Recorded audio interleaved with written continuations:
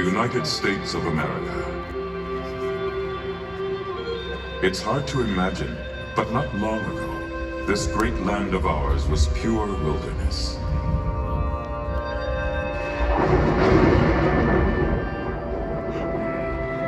A place where millions of bison roamed freely throughout the plains.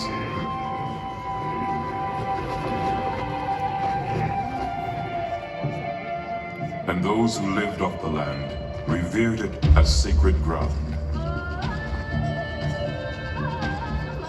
Yet this country would face a dramatic change, quickly becoming the most advanced nation in the world, in technology, in peace, and in power.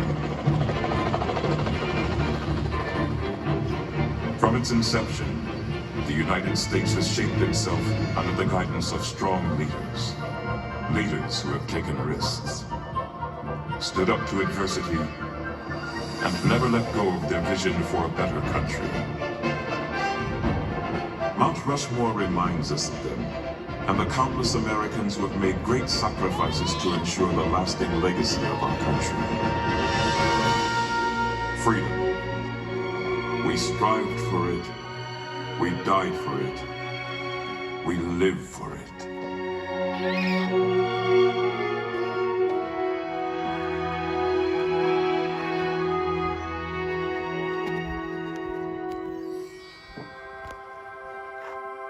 The year was 1923. The place, the Black Hills of South Dakota. State historian Doane Robinson proposed that these granite outcroppings could be the site of an enormous monument dedicated to the heroes of the West, such as Lewis and Clark and Chief Red Cloud. But commissioned sculptor Gutzon Borglum had a different concept in mind. Borglum was a passionately patriotic man, and believed that a more fitting tribute should honor the American experience. A memorial that would represent our ideals, our dreams, and our accomplishments as a country. A memorial that would convey a spirit of patriotism. Borglum chose his canvas carefully, the giant granite rock face of Mount Rushmore. And in 1927, work on the mountain began.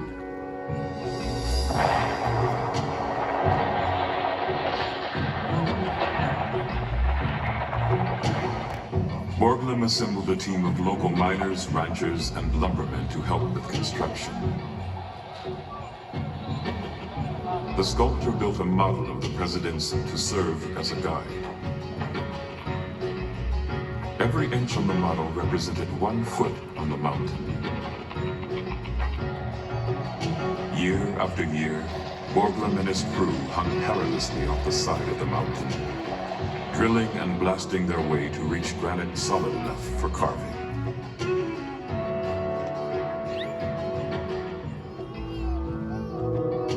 It took 14 years and nearly $1 million to complete the 4 60-foot faces. And even though the sculptor did not live to see the very final touches put into place, he was able to carry out his vision. 4 great Americans immortalized in stone, symbolizing the democratic society in which we live, the struggle for our independence, the fight for our freedom, and the sacrifices we have made since our country began more than 200 years ago.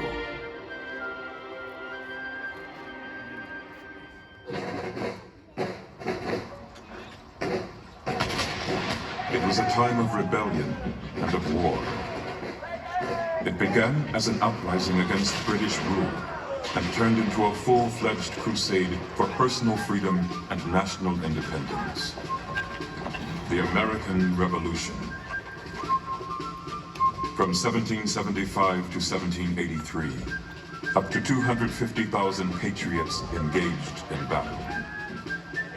Even during the toughest times, when the Continental Army seemed undisciplined and ill-equipped, One man's courage and determination ultimately led the troops to victory over the British. The future father of our country, George Washington.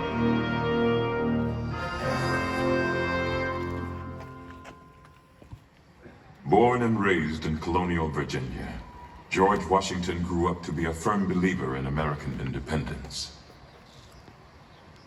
Even though his heart yearned for quiet family life at his Mount Vernon home, his deep commitment to the Republic made him answer the call of his country time and time again. As general, Washington became an instant hero throughout the colonies. The public was so enamored with him that many people wished that he become king. But Washington scoffed at such an idea. The army must serve the country, but not rule it. Express your utmost horror and detestation of the man who wishes to overturn the liberties of our country. George Washington, 1783.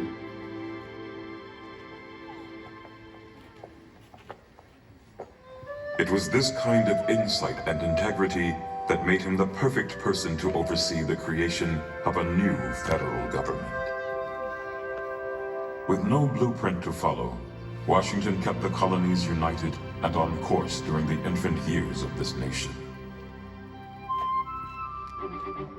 And after ratification of the Constitution, when he was unanimously elected first President of the United States, Washington was keenly aware that he was laying down the framework for future presidents to follow.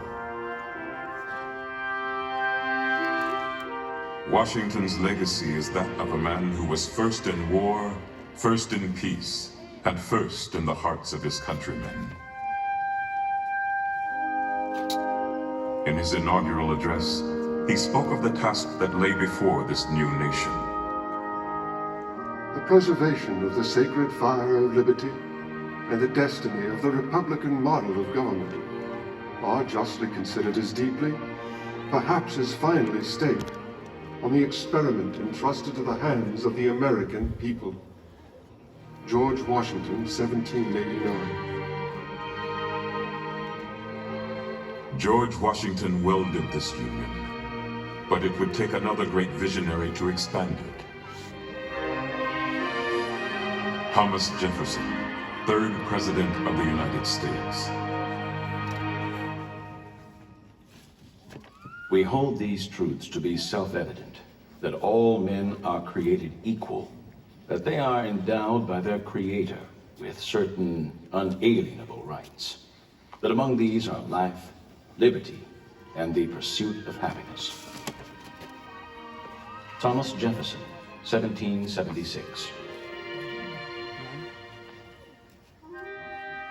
Thomas Jefferson was the voice of the American people, inspiring patriots with his carefully crafted words written in the Declaration of Independence, the document that gave birth to our nation.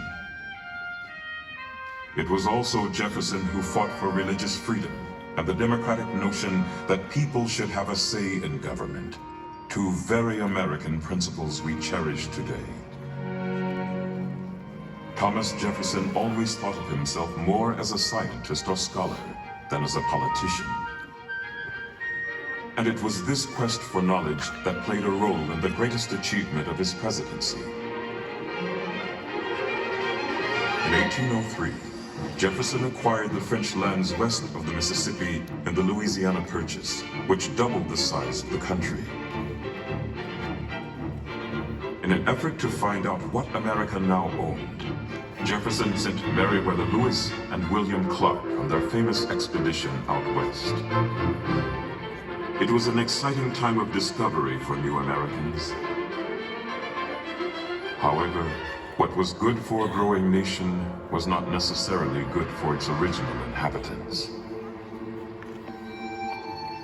During this time of expansion, many Native Americans were uprooted from their homes and hunting grounds and pushed farther west. But during an address to a group of Cherokee chiefs, Jefferson prophesied about future relations between natives and new settlers. I shall rejoice to see the day when the red men, our neighbors, become truly one people with us, enjoying all the rights and privileges we do, and living in peace and plenty as we do, without anyone to make them afraid, to injure their persons, or to take their property, without being punished for it according to fixed laws. Thomas Jefferson, 1808. Jefferson's dream was slow to be realized as conflicts between the U.S. government and Native Americans set off a chain of events that dramatically reduced Native populations throughout the 19th century.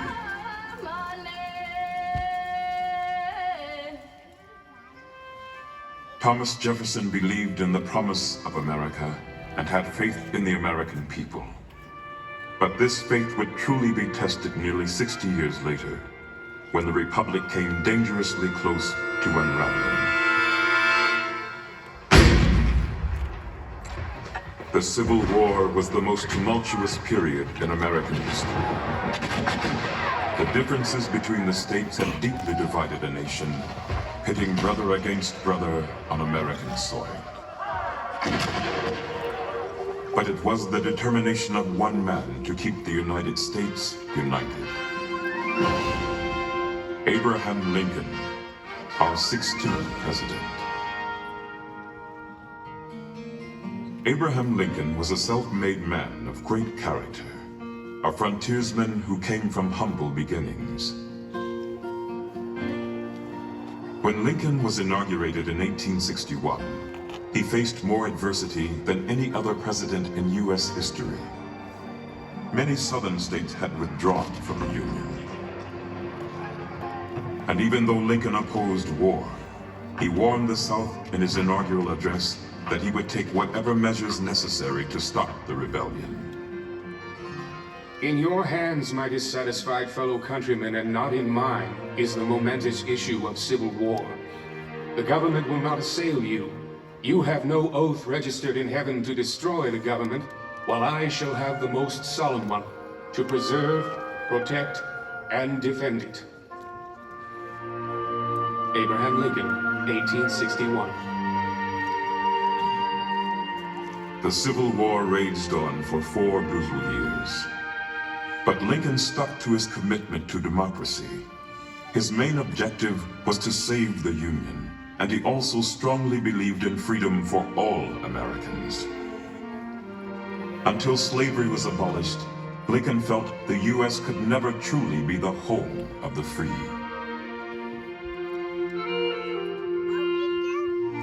Lincoln's Emancipation Proclamation began the process that ended the evils of slavery forever.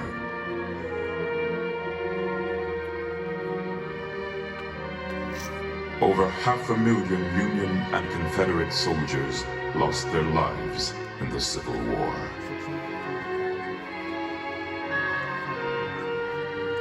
But during his famous Gettysburg Address, Lincoln reminded the American people what this war was really all about.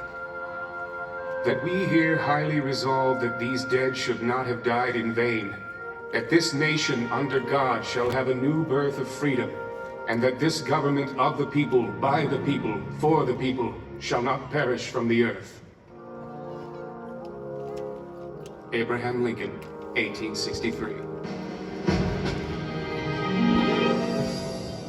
Over the next 50 years, the United States would go through a dramatic transformation.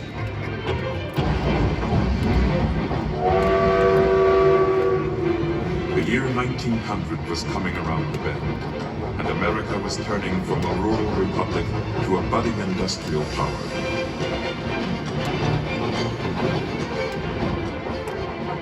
It was clear that this new century, which burst with hope, needed a fresh start and a fresh approach. It was Theodore Roosevelt, our 26th president, who led the way. Is America a weakling? To shrink from the work of the great world powers? No! The young giant of the West stands on a continent and clasps the crest of an ocean in either hand. Our nation, glorious in youth and strength, looks into the future with eager eyes and rejoices. as a strong man to run a race. Theodore Roosevelt, 1897. He was energetic, he was robust, and he was eager to show the world that America was a force to be reckoned with. Theodore Roosevelt believed in the strenuous life. Frail and sickly as a young boy, he overcame his illnesses and grew up to be a naturalist, a cowboy, a war hero, an author, and President of the United States by the young age of 42. His vigorous outlook on life transferred to the Oval Office. Roosevelt was a man of action. He promoted economic freedom and was a friend to the working class, protecting their rights against big business and what he called the criminal rich. Roosevelt also expanded the country's power abroad. It was his support of the 1903 revolution in Panama that led the U.S. to acquire territory for the construction of the Panama Canal. This massive undertaking not only created a valuable link between the Atlantic and Pacific Oceans, but it put the United States on the map in world politics. Yet, Roosevelt may be known best for his passion for the outdoors. He was vocal about conservation, and through the power of his presidency, he provided federal protection for almost 230 million acres of land. To waste, to destroy our natural resources, to skin and exhaust the land instead of using it so as to increase its usefulness, will result in undermining in the days of our children the very prosperity which we ought by right to hand down to them amplified and developed. Theodore Roosevelt, 1907. The pursuit of the American dream did not end with Theodore Roosevelt's term. Instead, it has carried us into the 21st century.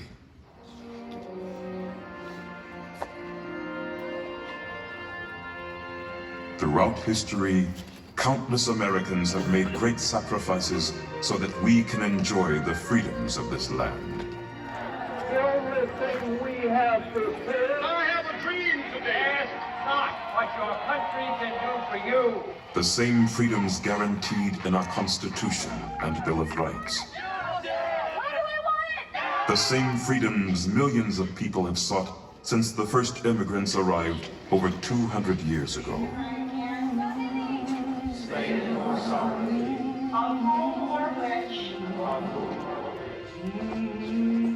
Gutzon Borglum reminds us of this with his timeless memorial. 4 Americans representing the birth, growth, preservation, and development of this country. All embodying the spirit of our nation. All advocates of freedom, dignity, and the ideals of American life. Oh, beautiful for spacious skies, for amber waves of grain, for purple mountain majesties above the fruited plain.